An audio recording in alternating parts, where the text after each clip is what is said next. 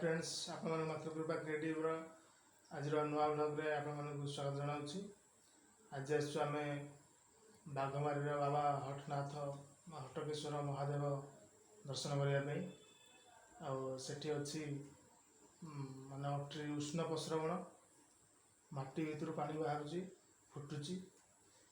चलतु डेरी नक आरंभ कर आज नुआ ब्लॉग्स।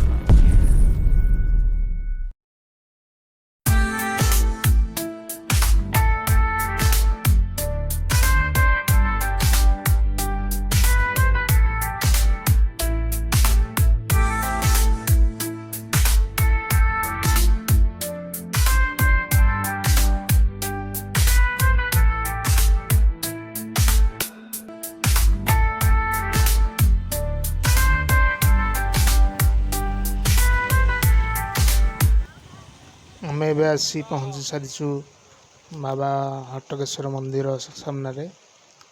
चलते भीतर को जावा। यहाँ हूँ तार एंट्री गेट, मेन गेट रु भीतर को जावा।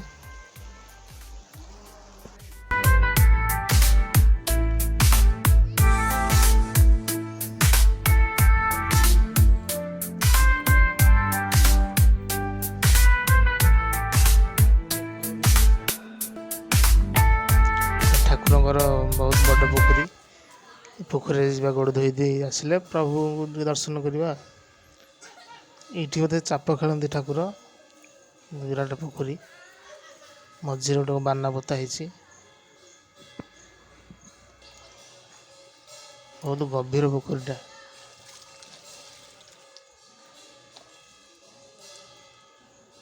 बहुत बड़ा पोखरी ना पानी केते बड़ा पाचरी चाप खेलुए तो ठाकुर।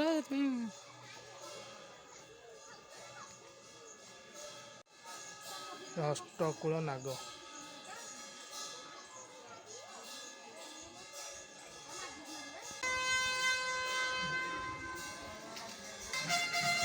ठाकुरंकर मध्याह्न आरती चली सरिया उपर हो गलानी।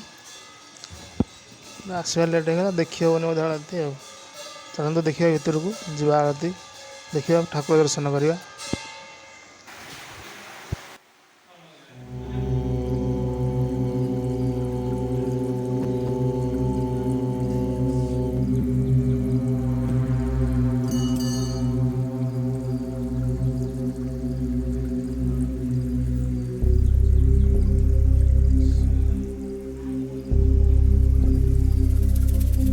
कृष्णाद्राय गोत्र अशोक सहपरिवार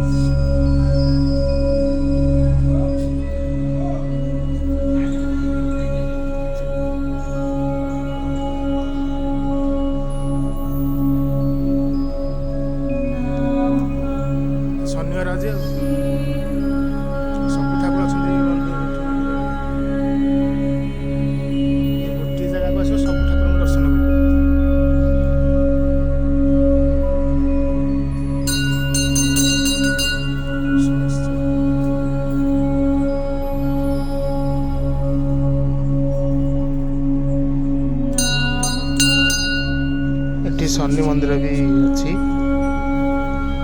मंदिर ଶନି ରାହୁ କେତୁ ତ୍ରିମୂର୍ତ୍ତି ପୂଜା ପାଉଛନ୍ତି।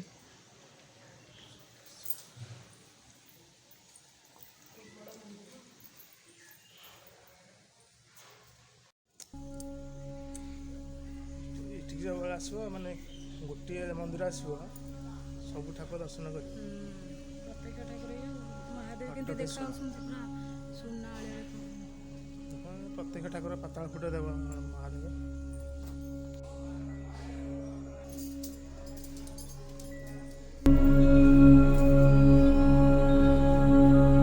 ଏଇଟା ହେଉଛି ମା ପାର୍ବତୀଙ୍କ ମନ୍ଦିର ବୋଧେ, ମା ପାର୍ବତୀଙ୍କ ମନ୍ଦିର ଏଇଟା।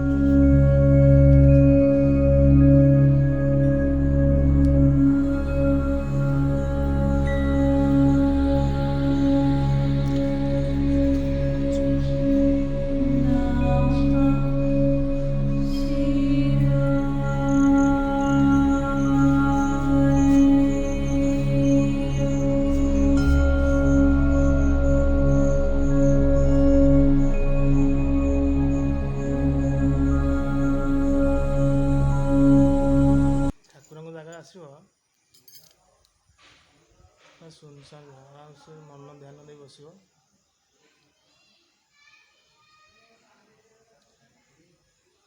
ସବୁ ଦୁଃଖ ଭୁଲିଯିବ ଏଠି।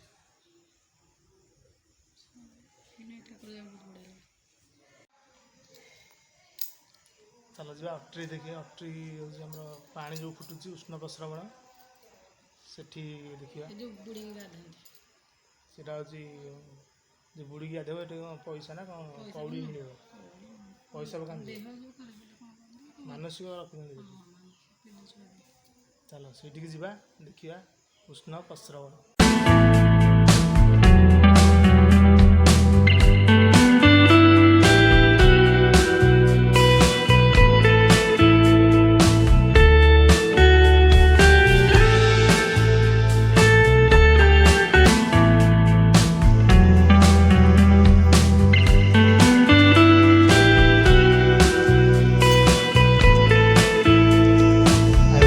ଏଣ୍ଟ୍ରି କରିବାକୁ ହେଲେ ଜଣକୁ 5 ଟଙ୍କା ଫିସ୍ ଦେବାକୁ ପଡ଼ିବ, ଏଣ୍ଟ୍ରି ଫିସ୍।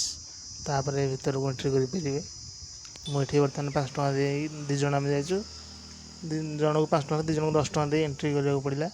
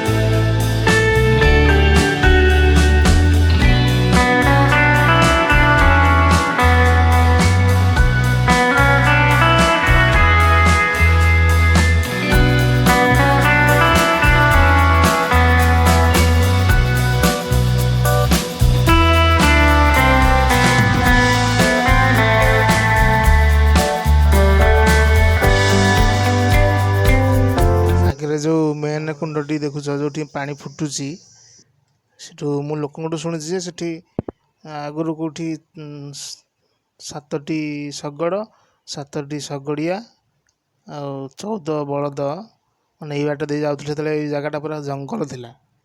ସେ ଜଙ୍ଗଲରେ ଗଲାବେଳେ ଏଇ ଜାଗାରେ ହିଁ ସେ ସାତ ଶଗଡ଼ 7 ଶଗଡ଼ିଆ ଆଉ 14 ବଳଦ ଏଇ ଭିତରେ ପଶି ଯାଇଥିଲେ ଏବଂ ସେ ବି ସମସ୍ତେ ଆଉ ଉଦ୍ଧାର ହେଇପାରିଲେନି, ସମସ୍ତେ ମୃତ୍ୟୁବରଣ କରିଥିଲେ ବୋଲି ମୁଁ ଏଠାକାର ଲୋକଙ୍କଠୁ ବି ଶୁଣିଛି। ତାହେଲେ ଆଉ ବସିବାନି, ଏବେ ଦେଖିଦେଇ ଆସିବା ପାଣି କେମିତି ସେଠି ଫୁଟୁଛି।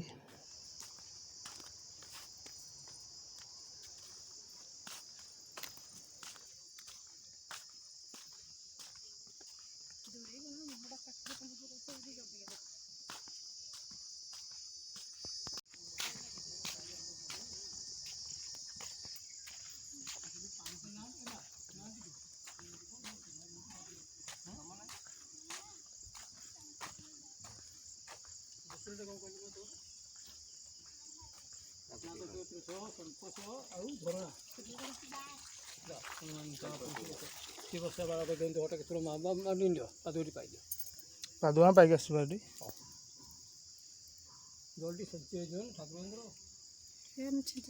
ମାନସିକ କୁଣ୍ଡ ମା ଠାକୁରଙ୍କର ପ୍ରାୟ ଇଏ ଆମର ତ ମାନସିକ ନାହିଁ, ମାନସିକ କିଛି କଥା ନାହିଁ, ଆପଣ ଜଲ୍ଦି ପାଇବେ, ଜଳ ପାଇକି ଯିବ।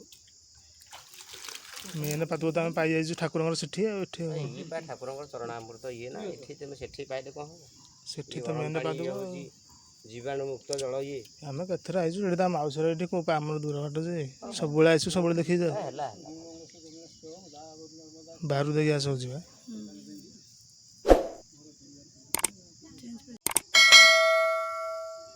ଏଇଟା ହେଉଛି ମାନସିକ କୁଣ୍ଡ। এই କୁଣ୍ଡରେ ମାନସିକଧାରୀ ସ୍ତ୍ରୀ ଲୋକମାନେ ଗାଧେଇ ଗୁଆ ଖୋଜନ୍ତି। ସେମାନଙ୍କର ବିଶ୍ୱାସ ଅଛି ଯେ ଏହି କୁଣ୍ଡରୁ ଯେଉଁମାନେ ଗୁଆ ପାଆନ୍ତି ସେମାନଙ୍କର ବନ୍ଧ୍ୟା ଦୋଷ ଦୂର ହୋଇଥାଏ। ସେଥିପାଇଁ ମକର ମେଳାରେ ବହୁତ ମାନସିକ କରିଥିବା ସ୍ତ୍ରୀ ଲୋକମାନେ ଏହି କୁଣ୍ଡରେ ଗାଧେଇ ଗୁଆ ଖୋଜନ୍ତି। ଆଉ ଏ କୁଣ୍ଡ ଦୁଇଟା ହେଉଛି ପାଣି ଟିକେ କମ୍ ଗରମ ଅଛି। ସେ ମେନ୍ କୁଣ୍ଡରୁ ଏଇଟା ଟିକେ କମ୍ ଗରମ ଅଛି। ଏଠାରେ ଗାଧେଇଲେ ମାନେ ଚର୍ମ ରୋଗ ଭଲ ହୋଇଯାଏ ବୋଲି ଲୋକମାନଙ୍କର ବହୁତ ବିଶ୍ୱାସ ଅଛି। ବହୁତ ଦୂର ଦୂରାନ୍ତରୁ ଲୋକମାନେ ବି ଆସି ଏଠାରେ ଗାଧାନ୍ତି।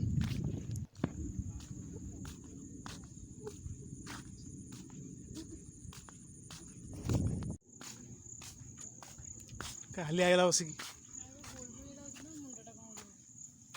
ଏଇଠି ବଢ଼ିଆ ଶାନ୍ତି ଲାଗୁଛି, ଥଣ୍ଡା ଲାଗୁଛି ଜାଗାଟା। ଗଛ ଛାଇ, ଚାକୁଣ୍ଡା ଗଛ, ଖରା ନାହିଁ କିନ୍ତୁ ଗରମ ଲାଗୁଛି ବହୁତ।